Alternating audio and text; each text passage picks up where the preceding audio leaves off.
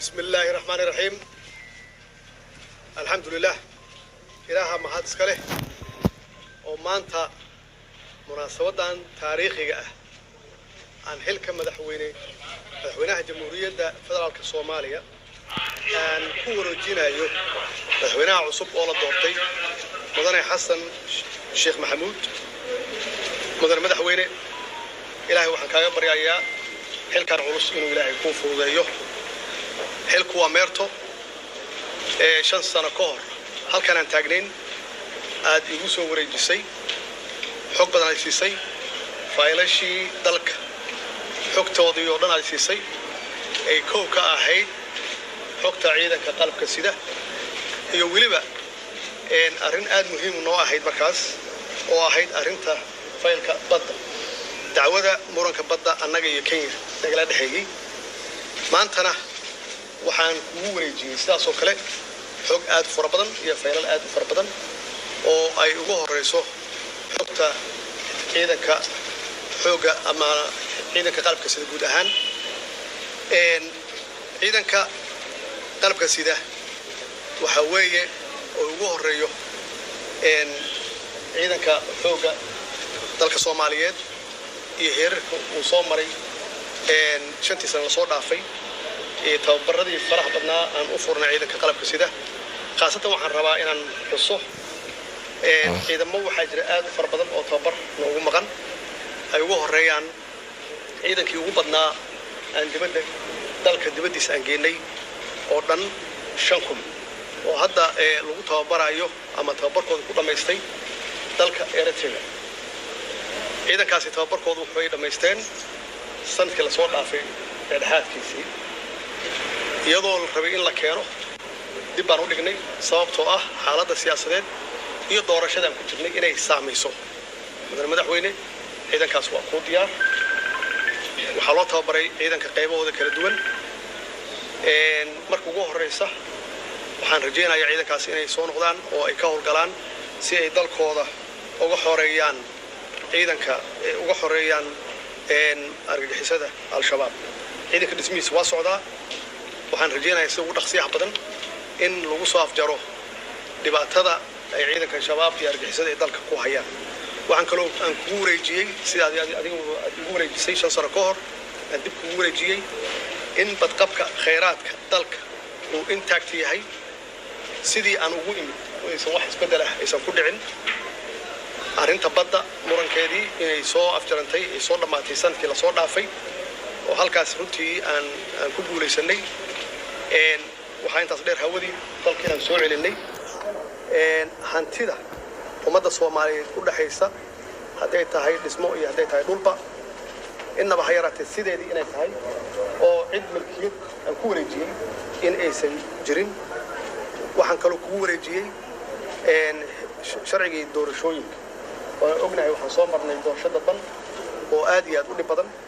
annagoo haysana sharci dhameystiran oo maybe laga yaabo in wax yar laga bedelo oo in dalku u guuro doorashada qof iyo codka ah ama doorashada toosan si ummadda Soomaaliyeed ama shacabka Soomaaliyeed ay fursad ugu helaan si ay uga qayb qaataan dimuqraadiyadda dalkan arrinta Somaliland waxay ahayd qadiyad Somaliland waxay ahayd iyo arrin Somaliland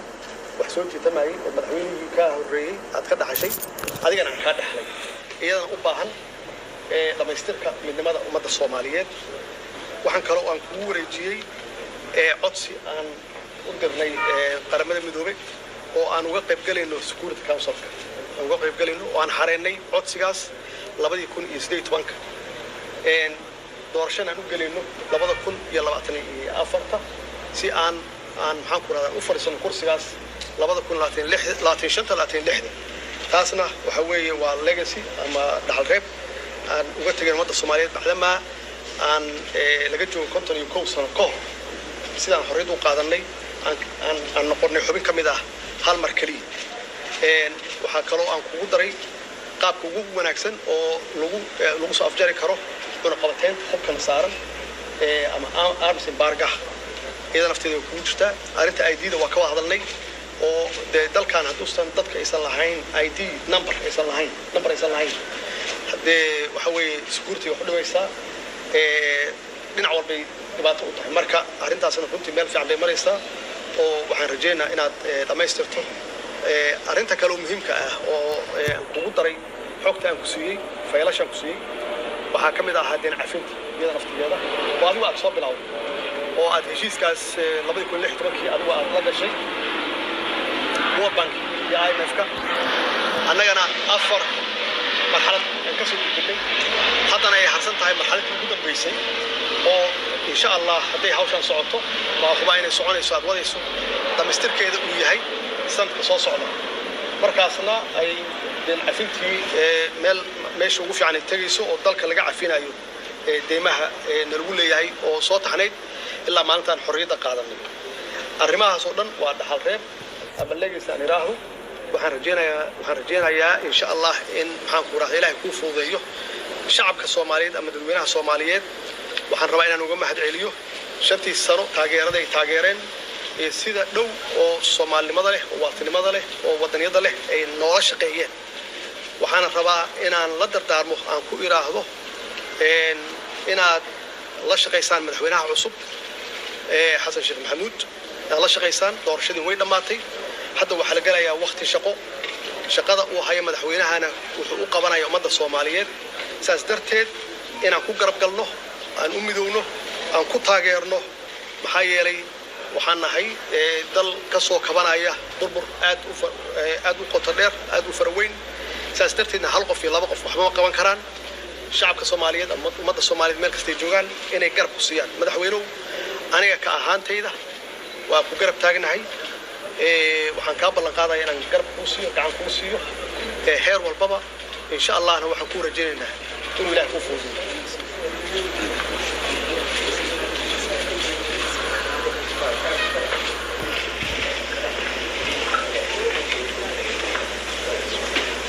بسم الله الحمد لله والصلاة والسلام على رسول الله السلام عليكم ورحمة الله وبركاته مدحونا سيدو الشيخي ما أنتوا مالين أو تاريخي أو باهن إن آدي لو حصل الله رحسوس مدحونو في ترتيب النظام أيو يقول يجي حلكة دوكومنتياشا iyo mashaariicda faylasha waaweyn oo madaxweynuhu ka hadlo dhan waan la wareegay waa tartiib ayaan dib wada akhrin doonaa wada fiirin doonaa wixii macluumaad oo aan fahmi waayna dabcan walaalkii waa joogaa dib aan uula noqon doonaa oo weydiin doonaa laakiin faylashaas oo dhan maanta waa ka qaaday madaxweynaha sida ciidamada amniga khaasatan waa run ciidamada Eritrea jira muddo dheerna way naga maqnaayeen waana wiilasheenii waa ka shaqaynaynaa sida ugu dhaqsiya badan inay dalka u soo noqdaan oo ay dalkii dib u xoreyntiisa ay qaybta weyn ay ku leeyihiin ay ka qaataan waa ciidan Soomaaliyeed dalka Soomaaliya iska leh qofna ma lahayn dal kalena ma laha taasi waa halkaas inaha kale oo dhan deen cafintu way soo socotay haddana way socotaa waqtiyada madaxweynuhu sheegay waa waqti aad iyo aad loo rajaynayo inay ku dhamaato kuna dhamaan karto waana ka shaqaynaynaa haddii aan yiraahdo inay ku dhamaato wixii dan Soomaaliya oo dhan waxaan intaas kadib waxaan rabaa inaan ku soo gunaanado madaxweynuhu waa maasan yahay waana oday Soomaaliyeed waana la jooga meel kasta uu joogo ilaahay idinkiisa waana la tasha doonaa waana muxuu ahaay iska warqabi doonaa haddii aan yiraahdo xurmad weyn oo madaxweynenimo ayuu dalkan ku leeyahay madaxweynuhu dal ha joogo dibad ha joogo inuu xoogaal dalkan u noqdo wixii qadaayaad oo waaweyn oo jirana waaye aragnimo iyo xoogaalnimo dheer maadaama uu leeyahay wuxuu noqon doonaa qof lagala tashta arrimahaas haddii aan yiraahdo sida uu madaxweynuhu u sheegay aniguna waa codsanayaa ummadda Soomaaliyeed meel kasta ay joogto inaan halkaa ka taageeradiina idin weydiisanayaa kalsoonidiina buuxdaan idin weydiisanayaa sidaad hore igu taageerteen madaxweynahana kalsoonidiisa uu iga tagay waa ku mahadsan yahay howlaa noo taalo howlaha waaweyn faylasha waaweyn oo madaxweynuhu ka hadlay oo dhan haddii aanay dadka Soomaaliyeed u wada guntanin howl hadda qof kaligiis iyo laba iyo lagu dhamaystirkeeda lagu qofku mas'uulka ah wax waa bilaabi karaa ra'yi waa curin karaa waa keeni karaa laakiin ra'yigaas inuu dhaqan galo oo waxtarkiisu ay ummadda aragto waxay u baahan tahay wada istaagidda ummadda iyo garab istaagidda madaxda dhammaan in la garab istaago madaxweynaha kaliya ma dawladda oo dhan qaybaheeda iyo laamaheeda kala duwan aad iyo aad ayaan mar kale ummadda Soomaaliyeed ugu mahad celinaya madaxweynaha noo aadan ugu mahad celinaya madaxweynaha mahadsantihiin.